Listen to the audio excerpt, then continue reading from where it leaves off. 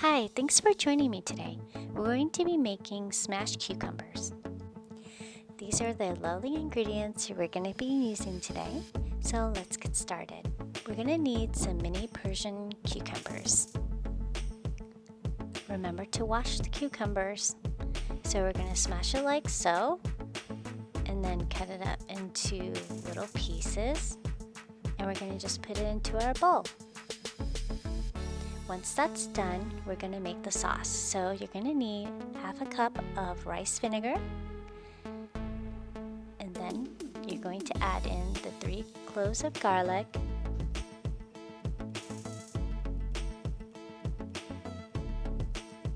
one tablespoon of cane sugar,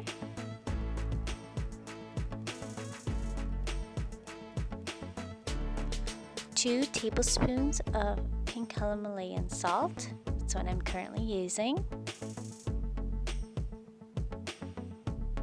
1 tablespoon of sesame oil.